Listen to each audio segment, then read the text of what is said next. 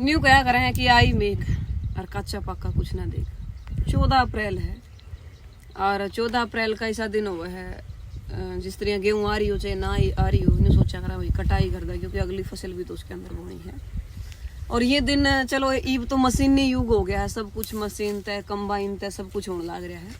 लेकिन एक टाइम ऐसा था इन्हें डोलिया पर बैठ के न चाह का कप दाती हाथ में सिर पे मंडासा काटया करते, फिर बरोटे बांधा करते, उन बरोटिया ने सिर पर ढोके न फिर मशीन थ्रेसर तक लेके जाया कर दे, फिर उसने काटा कर दे। तो वो मेहनत थी, वो काम था। ये लोग न्यू क्या सारा काम दिहाड़ी मजदूरी पर करवा के भाई खेती जो है घाटे का सौदा हो गई। हमने बना दिया भाई, हमने मेहनत करनी छोड़ दी। पहले आपने देखा हो तो किसी भी किसान भाई का जो सेहत थी वो बिगड़ा नहीं करती। लेकिन आज के हो गया है कि हमने सारा काम मशीना पे और मजदूरी पे छोड़ दिया है। हमारे वर्गिया के भी वो क्या करे हैं कि वजन बढ़ के नहीं इतना हो गया, जिस टाइम काम कराया करते ना बिल्कुल फिट रहा करते। तो थोड़ा सा तो हमने प्रयास करना पड़ेगा दोबारा तय मेहनत करने का और खेती में सुधार करने का।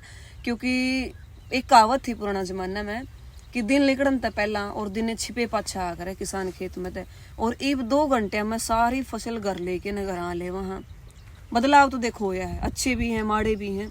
लेकिन जब लग बड़दा के पैर जो है वो खेत में नहीं पड़ते और जमींदार अपने कसी की गैल कसोले की गैल उसकी नुड़ाई नहीं करता जब तक मेरी ख्याल तय फसल हमसे खुश नहीं होती।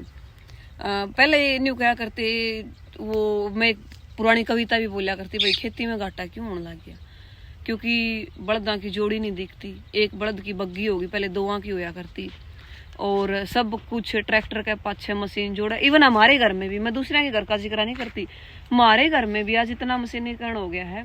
3 ट्रैक्टर घर खड़े हैं और मशीनें हैं बहुत सारी, रोटावेटर आ गया एक टाइम में सब कुछ बाके न सब कुछ सिस्टम है ऐसे ऐसे आगे। तो देखो मशीनी युग होना अच्छी बात है, साइंस ने प्रगति की है, किसानों की प्रगति हुई है।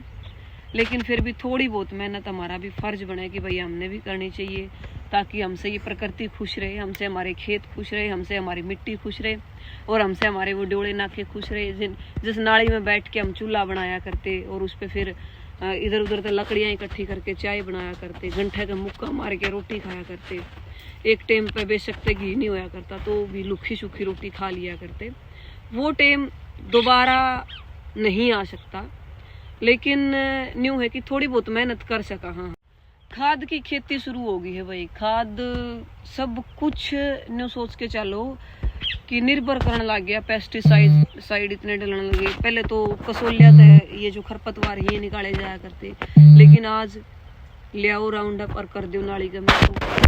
ऐसी ऐसी दवाइयाँ आ गई, जो दवाइयाँ घास को नहीं छोड़ती वो हमारी आंत को क्या छोड़ेंगी, सोच सकते हैं हम। कोशिश कीजिए, हमारे किसान भाई तो तंदुरुस्त रह सकते हैं, कम से कम ऐसा खाने के लिए कुछ ऐसा बोए कि उसमें पेस्टिसाइड का यूज ना हो, खाद का कम से कम यूज हो। जैसे हम बाजरे में आजकल बहुत कम खाद डालते हैं तो वो भी तो होता है, गेहूं भी हो सकती है, सारी फसलें हो सकती है।